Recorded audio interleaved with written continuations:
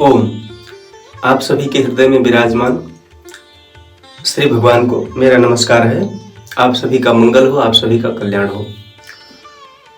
पर्याप्त समय से कोई भी वक्तव्य अपलोड नहीं किया गया, उसका कारण है व्यक्तिगत व्यस्तता। आज आप सबकी सेवा में ये चर्चा निवेदन करना है। हम लोग भूल क्यों करते हैं और हमारी सबसे बड़ी भूल क्या है, गलती भूल क्या है, उसको कैसे सुधारें, उन गलतियों से मुक्त कैसे हों, इन सब बातों पर आज चर्चा करना है। तो एक वाक्य में अगर कहा जाए, वैसे तो इस प्रश्न को भिन्न भिन्न विद्वानों के सामने या अनुभवी लोगों के सामने रखेंगे तो उसका उत्तर वो भिन्न भिन्न प्रकार से दे सकते हैं, लेकिन बातें सब यही रहेंगी, है ना। प्रकार भिन्न भिन्न हो सकता है, तो लोग अपने अपने ढंग से उसका उत्तर आपको देंगे। तो सबसे बड़ी गलती जो मुझे लगती है, अनुभव से जो लगती है ना, वो ये है कि आप अपनी गलतियों को, अपने दोषों को दोहराते रहते हैं।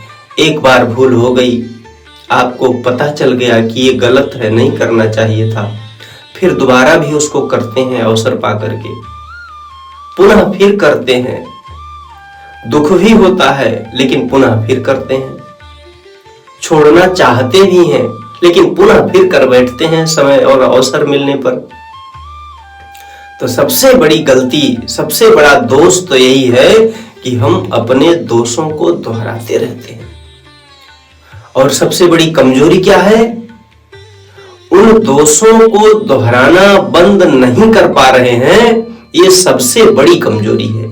यदि आप अपनी गलतियों को दोहराना बंद कर दें, अपने दोषों को दोहराना बंद कर दें,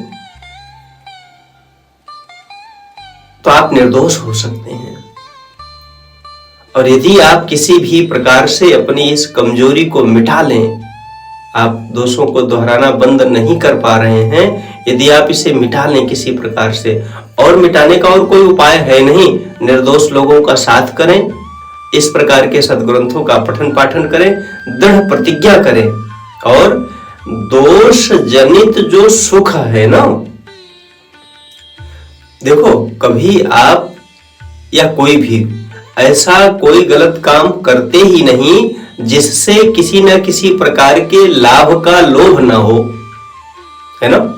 कोई भी दोष हो, चाहे वह शारीरिक हो, मानसिक हो, वाचिक हो, किसी इंद्रिय स्तर पर हो, बुद्धि स्तर पर हो, किसी भी स्तर पर किसी भी प्रकार का कोई भी दोष मनुष्य तब तक नहीं करता जब तक उस दोष से लाभ का लोभ ना हो, अर्थात सुख का लालच ना हो।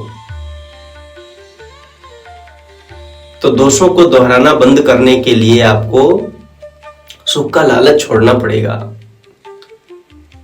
अब सुख का लाभ, आप कहेंगे सुख का लालच छोड़ने के लिए क्या करना पड़ेगा, कैसे शक्ति मिलेगी कि हम अपने सुख का लालच छोड़ सके।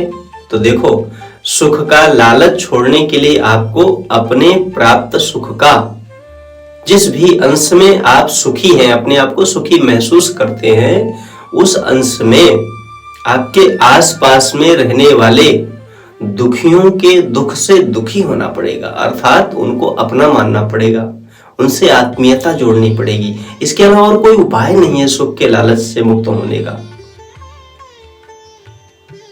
जब आप अपने आसपास रहने वाले लोगों से जो दुखी हैं उनसे आत्मीयता जोड़ लेंगे, अपनापन जोड़ लेंगे, तब उनके दुख से आप दुखी हो जाएंगे। जब आप उनके दुख से दुखी हो जाएंगे तब आप अपने सुख का भोग नहीं कर पाएंगे। मतलब आप अपने सुख को अपने आसपास रहने वाले दुखियों में वितरण करने के लिए, बांटने के लिए विवश हो जाएंगे। और यही विवशता, सुख को बांटने की विवशता ही आपके बुद्धि से और आपके चित्त में से सुख का लालच मिटाने की शक्ति दे देगी आपको। और आपका सुख का लालच मिट जाएगा। जब आपका सुख का लालच मिट जाएगा ना, तब आपको संतुष्टि अपने आप मिलेगी। एक तो ये बात। दूसरी बात, आप पर दोष दर्शन करना बंद कर दें। देखो, आप दोषों को दोहराते जाते हो, क्यों? एक तो सुख का लालच मूल। दूसरी बात यह है कि आप पर दोष दर्शन करते हैं, मतलब दूसरों में दोष देखते हैं और दूसरों के दोषों की चर्चा करते हैं। परदोष दर्शन और परिचर्चा। परदोष दर्शन स्वदोष दर्शन नहीं करने देता और परिचर्चा स्वचर्चा नहीं करने देता, प्रिय चर्चा नहीं करने देता है।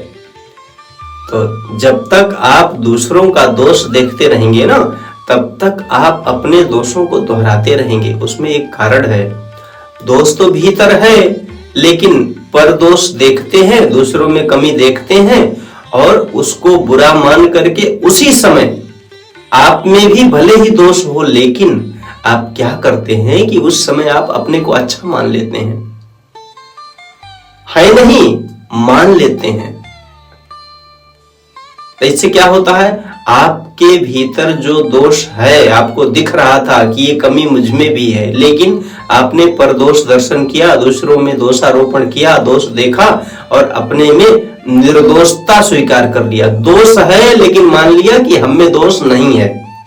अब क्या होगा, जब दोष को दोष आप मानेंगे ही नहीं, बुराई को बुराई मानेंगे ही नहीं, गलती को गलती मानेंगे ही नहीं, तो उसको मिटाने की वेदना कहां से उत्पन्न होगी, माने दुख नहीं होगा। अब जब गलतियों को मिटाने के लिए दुख ही नहीं होगा, तो उसके मिटाने का संकल्प भी क्यों होगा, प्रवृत्ति ही क्यों होगी। और जब मिटाने की मांग ही नहीं जगेगी, तो आप मिटाने का प्रयास ही क्यों करेंगे, और जब मिटाने का प्रयास ही नहीं करेंगे तो वो मिटेगा ही कैसे, है ना। इसलिए ये 2-3 बातें आपको ध्यान, यदि ये 2 बात केवल आप ध्यान रख लें, सुख के लालच का त्याग करें, सुख नहीं छोड़ना है, सुख का लालच छोड़ना है ना। बड़ी गंभीर बात है ये, जीवन का ये विज्ञान है, बहुत गंभीर है ये। तो सुख का लालच छोड़ना है और पर दोष दर्शन करना बंद कर दीजिए, पर चर्चा करना बंद कर दीजिए।